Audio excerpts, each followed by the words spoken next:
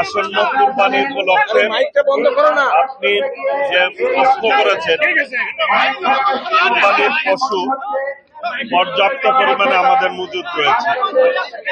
প্রায় 1,23,000 অধিক কুরবানির যে পশু সেটি আমাদের রয়েছে, চাহিদা রয়েছে। সেই ক্ষেত্রে 1,23,00,000 হচ্ছে আমাদের মজুদ রয়েছে, আর 1,02,00,000 আমাদের চাহিদা রয়েছে। আমাদের বাইরের কোনো কুরবানির পশুর দরকার নেই। ইতিমধ্যেই আমরা 3 দিন আগে আমাদের মন্ত্রণালয় থেকে আমরা প্রেস ব্রিফিং করেছি, সেইখানে আপনাদের বিস্তারিত আমরা অবহিত করেছি।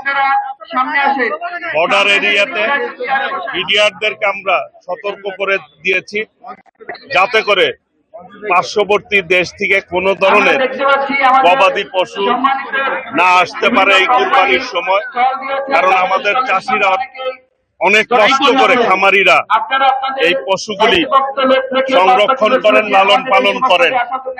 কাজেই তাদের যাতে কোনোভাবেই তারা নিরুৎসাহিত না হয়, তারা যাতে ক্ষতিগ্রস্ত না হয়, সেই জন্য আমরা সব ধরনের পদক্ষেপ নিচ্ছি আমাদের পক্ষ থেকে। সময়ের সাথে সাথে দেখা দেয় নিত্য নতুন প্রয়োজন। রেডি থাকতে হয় প্রতি মুহূর্ত।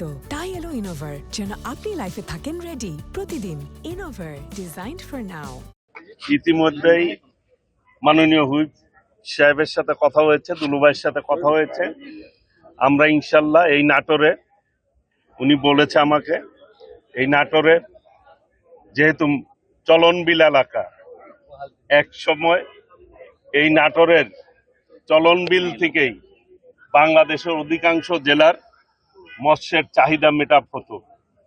সেই ঐতিহ্য যাতে ধরে রেখে দেশীয় চাহিদা মিটাপ করে আমরা বিদেশে পর্যাপ্ত পরিমাণ যাতে রপ্তানি করতে পারি, সেই আধুনিক বন্দোবস্ত ইনশাল্লাহ আগামী দিনে আমরা করার ব্যবস্থা করব। সাংবাদিক ভাই আমাকে বললেন, এইখানে অবশ্যই আমরা একটা আগামী দিনে, আমি দুলুভাইয়ের সাথে কথা বলেছি, ফিশ প্রসেসিং সেন্টার এবং গবেষণা কেন্দ্র এবং এই মাছকে কিভাবে উন্নত করা যায় সেই ব্যাপারে এইখানে আমরা একটি প্রজেক্ট নিব ইনশাল্লাহ।